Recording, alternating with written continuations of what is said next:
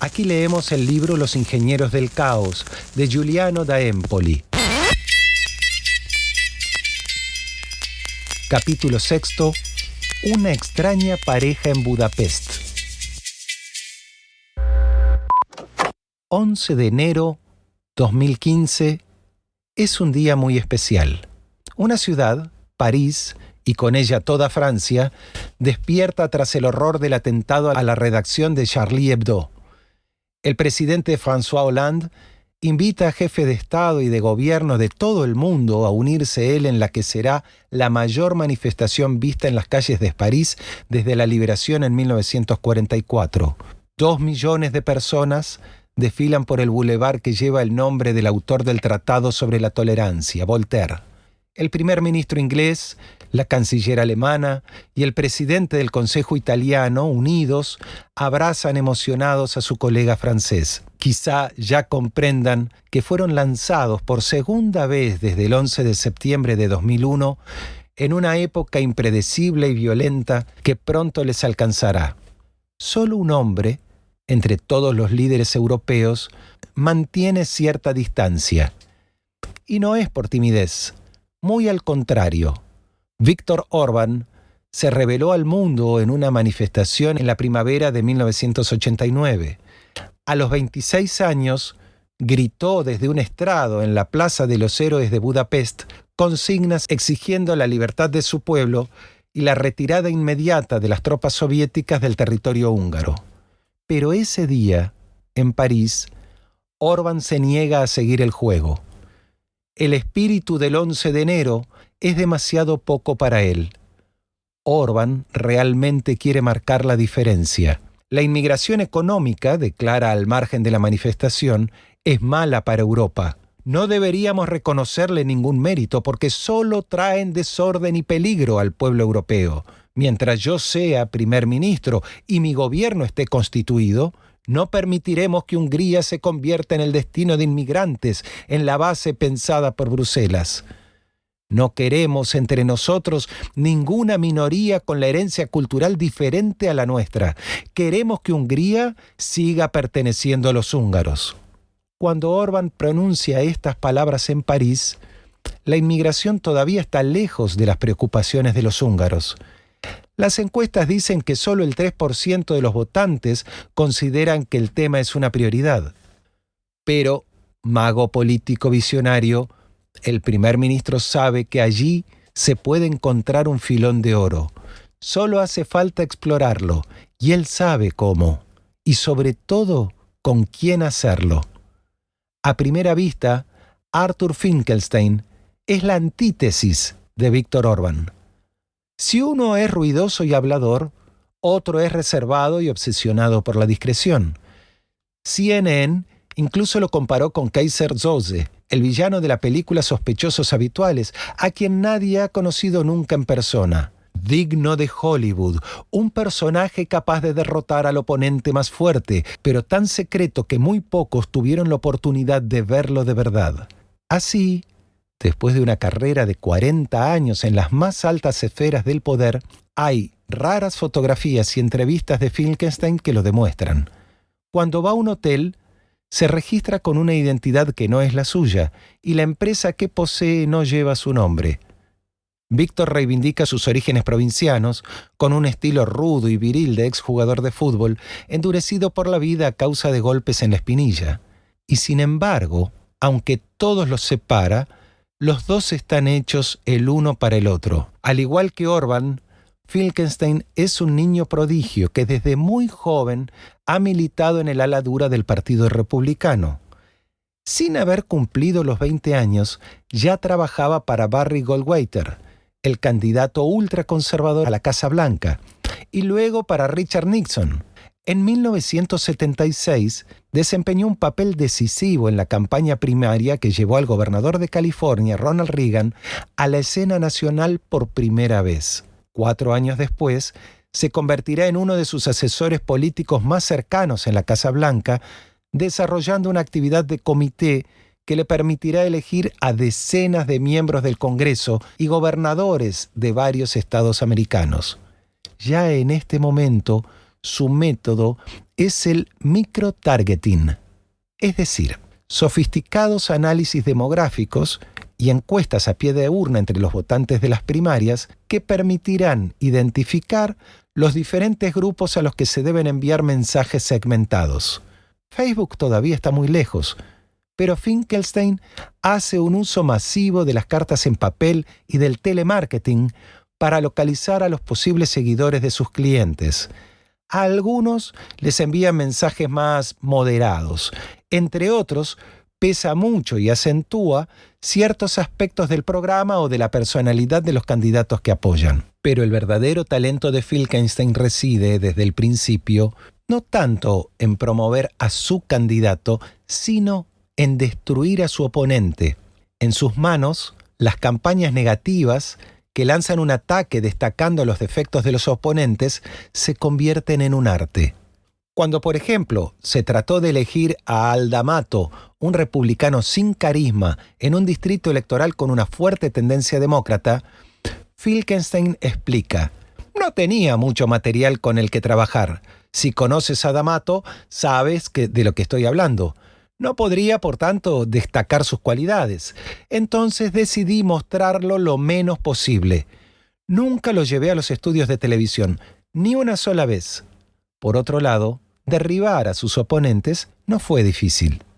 Primero, el senador al final de su mandato es eliminado. Un miembro de la clase A de cierta edad, descrito por Finkelstein como una especie de cadáver ambulante. Luego, el rival demócrata de D'Amato, el fiscal general del estado, es atacado. Un liberal sin esperanza alguna, en palabras de Finkelstein, que en su lenguaje significa un elitista hipócrita, ajeno a la realidad y ocupado dictando leyes con el dedo meñique levantado, mientras que la verdadera América siempre ha basado su grandeza en la iniciativa personal, libre de las reglas y la burocracia. Para insistir en este punto, Finkelstein graba un anuncio de televisión, pero no lo hace con D'Amato, siempre cuidadosamente alejado de las cámaras, sino con la madre del candidato, equipada con bolsas de comestibles. Ella encarna así las dificultades de la vida cotidiana de la gente sencilla, ignorada por la izquierda del caviar. Durante esta campaña, como en decenas de otras, Finkelstein convierte el adjetivo liberal en un insulto. Con ello contribuyó a la victoria de un batallón de candidatos ultraconservadores y a la derrota de auténticos íconos del Partido Demócrata como Frank Church, George McGovern y Mario Cuomo. Demasiado liberal, demasiado largo, es el eslogan ganador que Finkelstein susurra al oído de su desconocido oponente, George Pataki. En unas pocas décadas, Finkelstein se convirtió en una leyenda en los primeros círculos del poder republicano y formó toda una generación de expertos en política que luego jugarían un papel central en las sucesivas victorias de George W. Bush y Donald Trump. Los dos principales asesores acusados en la investigación sobre la injerencia rusa a favor de Trump, Paul Manafort y Roger Stone, eran ambos graduados de la escuela de Finkelstein. A mediados de la década de 1990, Finkelstein también comenzó a exportar sus regalos más allá de las fronteras de los Estados Unidos. En 1996 llegó a Israel, donde encontró una situación aún más explosiva de lo habitual. El primer ministro Yitzhak Rabin acababa de ser asesinado por un judío fanático que se opone a los acuerdos de paz que concluyó con los palestinos. Le sucede su ministro de Asuntos Exteriores, el Premio Nobel de la Paz, Shimon Peres. Peres es una figura moderada, mundialmente reconocida, a la que todo el mundo augura una cómoda victoria en las próximas elecciones previstas para la primavera. Pero Finkelstein no se deja intimidar. Su candidato, Benjamin alias Bibi Netanyahu, es considerado un extremista inexperto y poco confiable. Al principio, Arthur lo obliga a mantener sus canas para darle una apariencia más respetable. El aspecto físico es importante, afirma. El candidato más votado gana las elecciones en el 75% de los casos. Luego comienza el trabajo habitual de demoler a su oponente. Peres quiere dividir Jerusalén y dar la mitad de la ciudad a los palestinos. Esa es su línea de ataque. Con una campaña muy violenta, sin precedentes en Israel, Finkelstein pinta a Shimon Peres como un traidor al país, inmerso en las habituales ilusiones piadosas que caracterizan a los liberales de todo el mundo. En el lado opuesto, el lema creado para el candidato conservador es simple y eficaz: Netanyahu es bueno para los judíos.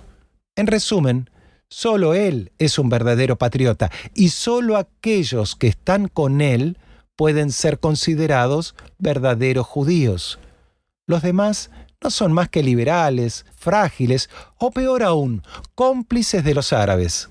No importa si el 20% de los israelíes son árabes.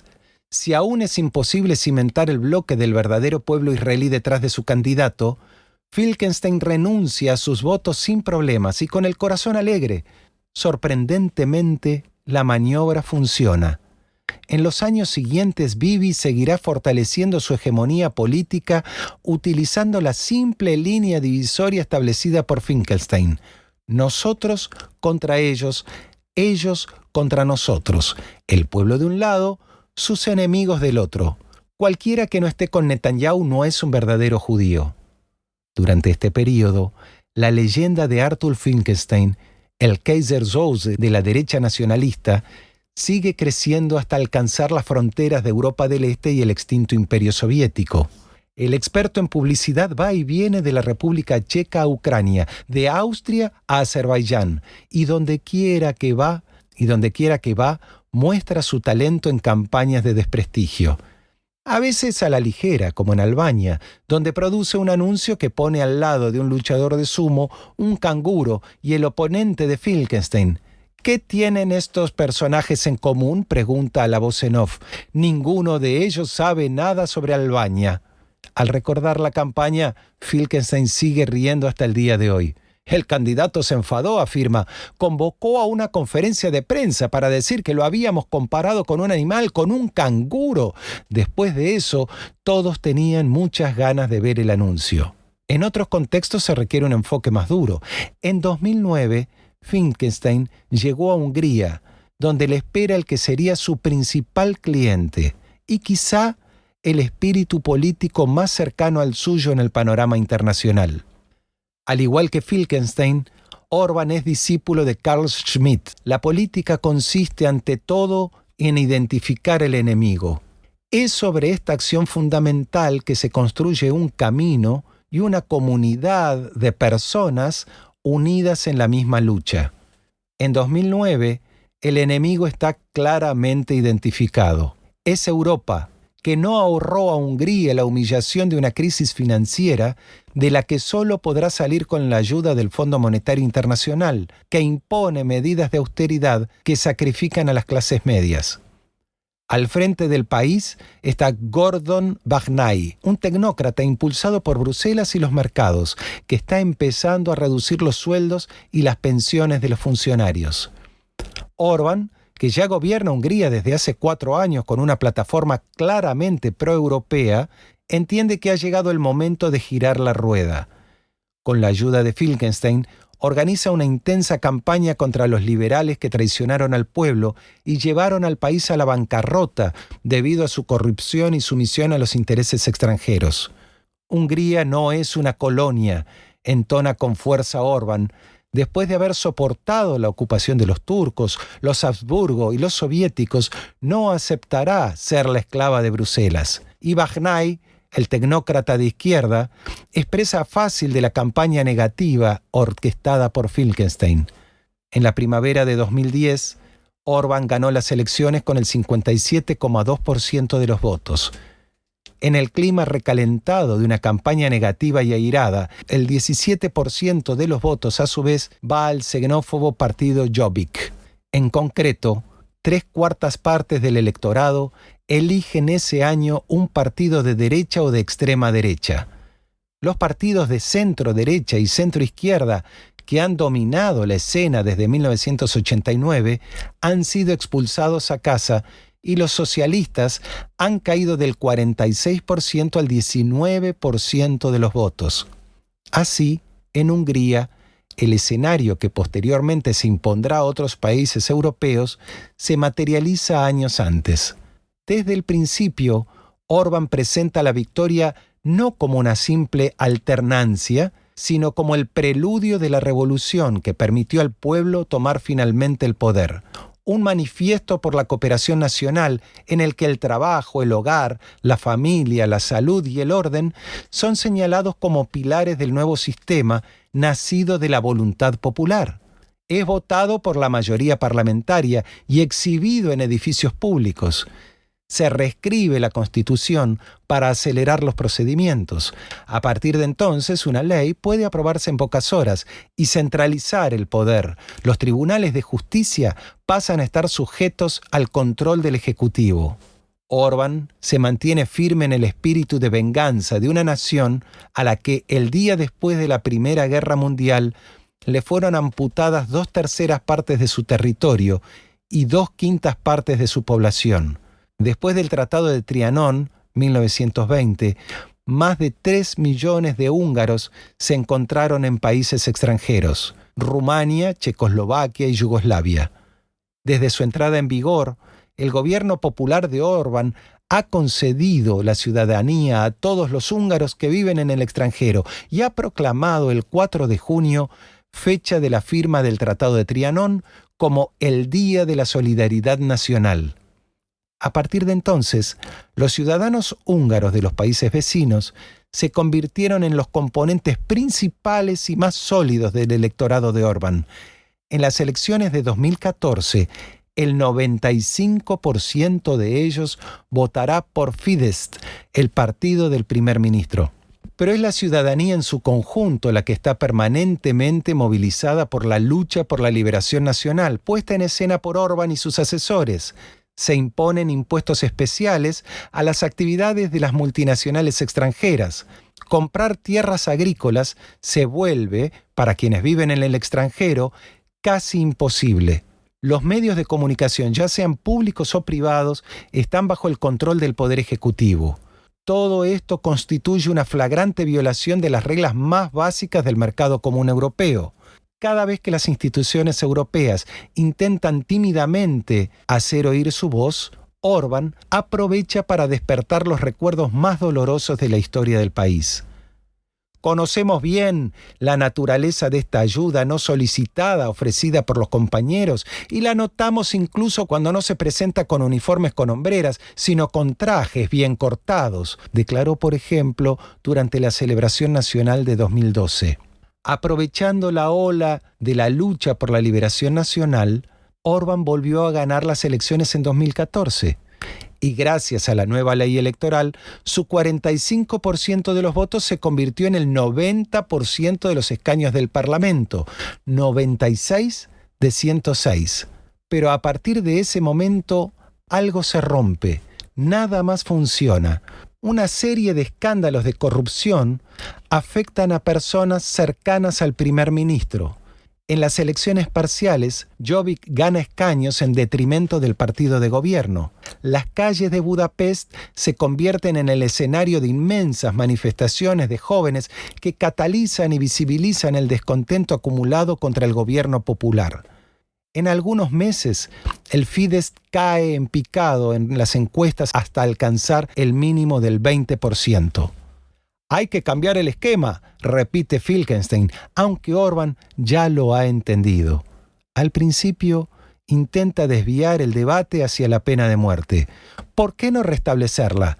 Para hacer aún más fuerte la reanudación de la Revolución Nacional. Pero el público reacciona con frialdad y el debate no despega. Curiosamente, el tema no entusiasma. Orbán y Filkenstein saben muy bien que lo que necesitan es un nuevo enemigo. Y los ataques llegan como una solución hecha a medida de los deseos de la causa. Gracias a un truco de magia, el Islam, encarnado en los rostros sombríos de los inmigrantes llegados de África y Medio Oriente, se convierte en el nuevo enemigo número 1. El único inconveniente es que en Hungría el problema no existe, o es invisible. Los extranjeros no representan más del 1,4% de la población húngara, y entre ellos el número de musulmanes es ínfimo. No importa. Filkenstein nunca dejó que la realidad lo deprimiera. Lo más importante, dice en una entrevista en Praga, es que nadie sabe nada. En política, lo que se percibe como verdad es lo que es verdad. Si les digo que es un placer estar aquí porque dejé Boston, donde nevaba, y ahora estoy en Praga, donde brilla el sol, me creerán, porque saben que hoy aquí es un hermoso día. Si por el contrario digo que estoy triste de estar aquí porque salí de Boston con un sol abrasador y en Praga está nevando, no lo creerás, porque no hay más que mirar por la ventana y creer que está nevando en Boston porque te mentí sobre Praga. Eso es todo. Un buen político es un tipo que dice una serie de cosas verdaderas antes de empezar a decir una serie de cosas falsas. Tan pronto como Orbán regresa de París, se pone en marcha la maquinaria de propaganda. Con sus colaboradores locales, Filkenstein diseña un cuestionario que será enviado a todos los votantes como parte de una consulta nacional sobre terrorismo e inmigración. 8 millones de ciudadanos reciben en su buzón un formulario oficial con preguntas como: algunos dicen que existe un vínculo entre la mala gestión de la inmigración por parte de Bruselas y el aumento del terrorismo. ¿Compartes esta opinión? Y al mismo tiempo, Filkenstein organiza una gigantesca campaña publicitaria con mensajes teóricamente dirigidos a los inmigrantes, pero escritos en húngaro y rigurosamente diseñados para influir en los votantes. Los muros de todo el país están cubiertos de dichos en mayúsculas. Si vienes a Hungría, no podrás robar el trabajo de los húngaros. Si vienes a Hungría, tienes el deber de respetar nuestra cultura. A diferencia de otros líderes europeos sorprendidos por la crisis migratoria de 2015, Orbán y Filkenstein están preparados. Siguiendo el principio de Maquiavelo, que aconseja nunca dejar pasar una crisis, crean las condiciones perfectas para transformar los flujos de refugiados sirios en una máquina para generar membresía. Y si creemos que la suerte sonríe a los audaces, la invasión se produce de verdad. Este año, las entradas irregulares al país se multiplicarán por 8, pasando de 50.000 el año anterior a más de 400.000. De hecho, la gran mayoría de los que llegan no tienen intención de quedarse en Hungría. Solo quieren cruzar el país para ir a Alemania y a otros países del norte de Europa. Pero Orbán necesita una mecha para encender su explosivo mensaje de tolerancia cero con la inmigración. No se contenta con conseguir que el Parlamento apruebe en un tiempo récord de 2 horas una ley para construir una barrera de 175 kilómetros a lo largo de la frontera. Impone también el cierre de la estación de tren de Budapest. En consecuencia, los inmigrantes que solo querían cruzar el país seguirán bloqueados en la capital húngara y obligados a emprender una larga marcha para llegar a la frontera con Austria. En términos políticos, la línea intransigente de Orbán, que llega en el momento ideal, en el corazón del clima de paranoia generado por las campañas de Filkenstein, funciona perfectamente. La popularidad del primer ministro se dispara en los sondeos, mientras la extrema derecha de Jobbik sufre un cortocircuito bajo el efecto de un gobierno que ha recuperado sus principales directrices. Los expertos dan instrucciones precisas a la televisión estatal sobre cómo se debe cubrir la crisis. Nunca se debería filmar a los niños, oficialmente para protegerlos, pero en realidad para no provocar demasiada empatía con los recién llegados.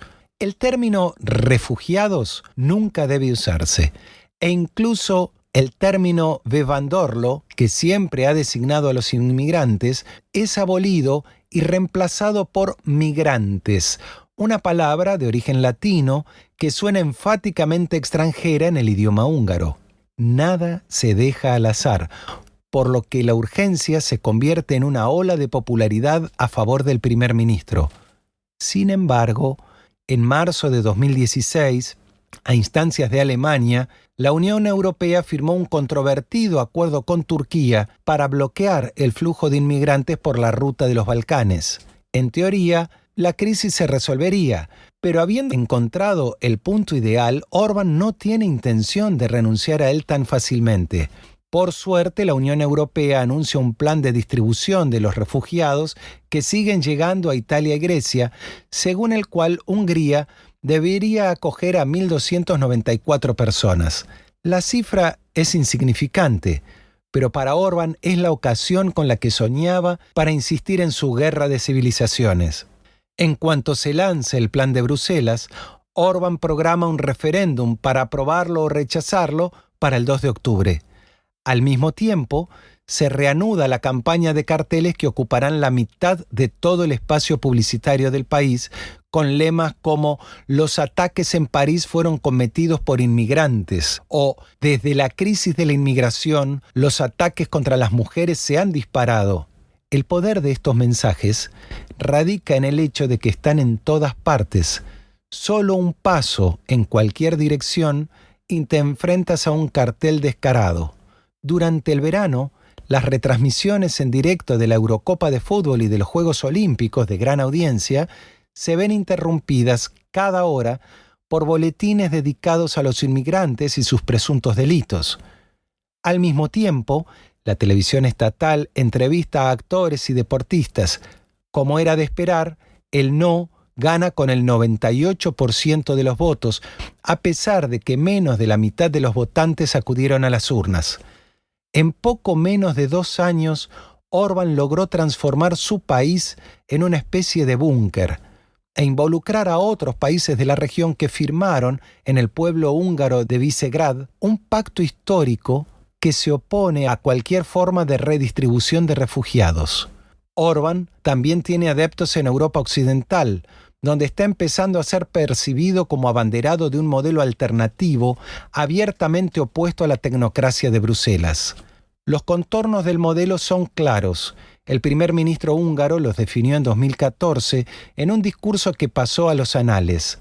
La nación húngara no es simple producto de individuos, sino una comunidad real que debe ser organizada, reforzada y en la práctica construida. En este sentido, el nuevo Estado que estamos a punto de construir en Hungría es un Estado antiliberal, no un Estado liberal. No niega los valores fundamentales del liberalismo como la libertad, pero por otro lado, no hace de esta ideología el elemento central de la organización estatal. En la práctica, para Orbán, el Estado debe estar al servicio del pueblo, entendido como la mayoría de los húngaros. Y nadie, ya sea un juez, un periódico o una organización no gubernamental, puede oponerse al ejercicio de la voluntad en nombre de la defensa de una minoría o de un principio constitucional.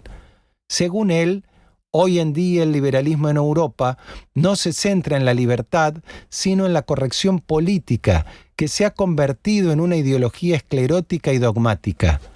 Los liberales son enemigos de la libertad.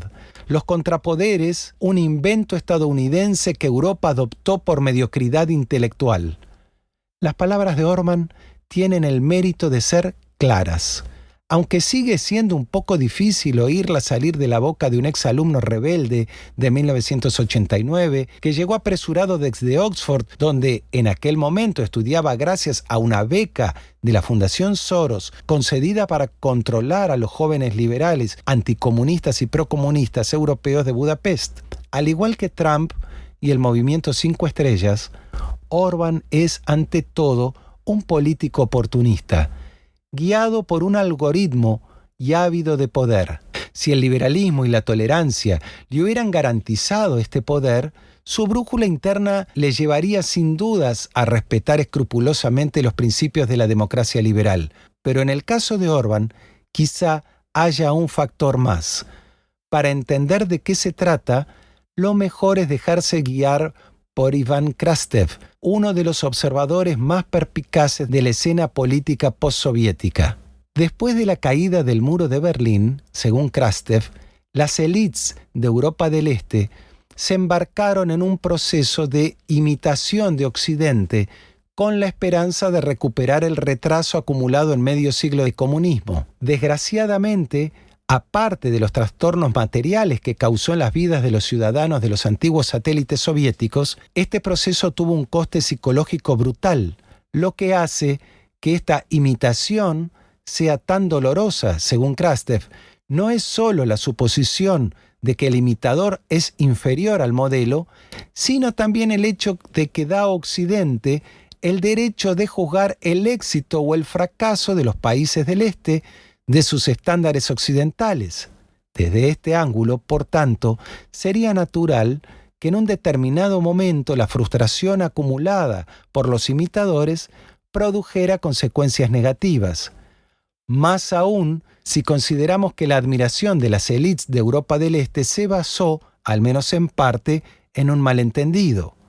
A los ojos de los conservadores húngaros, checos y polacos, Europa occidental representaba un ideal porque, a diferencia del comunismo, garantizaba el respeto de las tradiciones y la religión. No es sorprendente que se sintieran engañados cuando se dieron cuenta de que la norma en Occidente era el multiculturalismo y los matrimonios homosexuales. La crisis de los últimos años, el terrorismo islámico y la urgencia de la inmigración no han hecho más que reforzar la desilusión, hasta que provoque un cambio radical.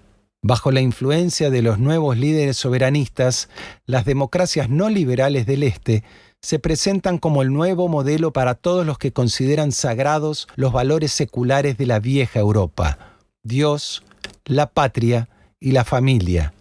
Estos regímenes constituyen hoy en día los muros contra la dictadura de la corrección política y los derechos de las minorías, que barren con las tradiciones y ponen en duda una vez más la importancia real de la familia. También se oponen a la inmigración masiva, que amenaza la homogeneidad y la identidad cultural de los pueblos europeos. Hasta hace algún tiempo, los gobernantes de los países del Este adoptaban, en Bruselas y en otros lugares, la postura ligeramente humillante del recién llegado, que, siempre expuesto al riesgo de críticas o condenas, espera el momento de ser juzgado. Ahora, por el contrario, su misión es preservar la llama de los valores que Occidente ha perdido. Hace 27 años, dijo Orbán en un discurso de 2017, aquí, en Europa Central, pensábamos que Europa era nuestro futuro. Ahora sentimos que representamos el futuro de Europa. Es difícil no estar de acuerdo con él, al menos en parte, si consideramos cómo han evolucionado las cosas en los últimos años. En muchos países europeos, Orbán se convirtió en el modelo de inspiración para los movimientos soberanistas que ganan elecciones y en ocasiones logran tomar el poder de manera efectiva. La cuestión migratoria permite alimentar al oso Waldo en todos los contextos. En Italia, a partir de 2014, Casaleggio Associati desarrolló un manual de conducta para los miembros electos del Movimiento 5 Estrellas que participan en programas de televisión. Respecto a la cuestión de los inmigrantes, el texto sugiere adoptar la siguiente actitud: el tema de la inmigración suscita muchas emociones, entre ellas, en primer lugar, miedo e ira, y así, en televisión, empezar a discutir los tratados o incluso proponer soluciones más o menos realistas es inútil. Las personas se sienten abrumadas por sus emociones y se sienten amenazadas, al igual que sus familias. No se puede esperar que acompañen a un discurso puramente racional. El vademecum del Movimiento 5 Estrellas concluye sugiriendo la estrategia de calcomanía o transferencia emocional. Somos una salida para la ira y el miedo.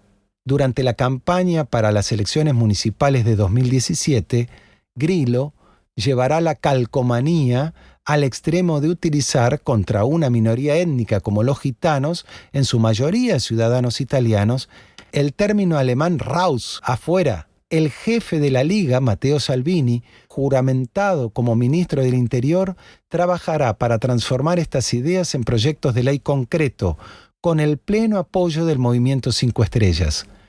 Lo mismo sucedió un poco en todas partes, en formas ligeramente diferentes.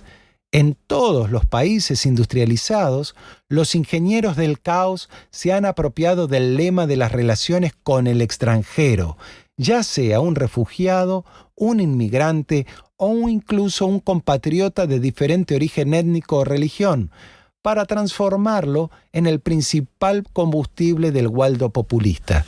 Desde su punto de vista, la ventaja de la cuestión de la migración no es solo que refuerza la división de Schmitt entre nosotros y ellos, sino sobre todo el hecho de que implosiona las barreras tradicionales entre derecha e izquierda. El estratega del Brexit, Dominic Cummings, cuenta un episodio muy esclarecedor al respecto. Estaba coordinando un grupo de discusión con votantes del Partido Conservador. Hablé con ellos sobre la inmigración durante unos 20 minutos. Entonces empezamos a hablar de economía. Después de unos minutos, un poco sorprendido por sus palabras, le pregunté, ¿pero por quién votaste? En el Partido Laborista, todos respondieron. Debido a un error de planificación, estaba hablando con miembros del Partido Laborista, no con conservadores.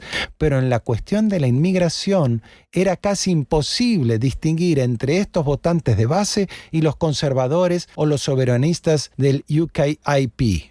El énfasis en la inmigración permite desmantelar las formaciones habituales, liberando un inmenso espacio político para el populista Waldo, que así no puede aparecer ni de derechas ni de izquierdas. Cummings continúa, los medios intentaron clasificar la campaña por la salida como de derecha, pero a los ojos del público no éramos ni de derecha ni de izquierda. Lo mismo ocurrió después con Trump. Cometió muchos errores, pero había algo convincente en su mensaje nacional que iba más allá de las categorías de derecha e izquierda. También en este caso los medios de comunicación no lo entendieron y lo tildaron, como en el caso del Brexit, de derecha populista, con el sello de algunos charlatanes universitarios. Pero la razón por la que ha tenido tanto éxito es precisamente porque transmite un mensaje que es más que simplemente de derecha.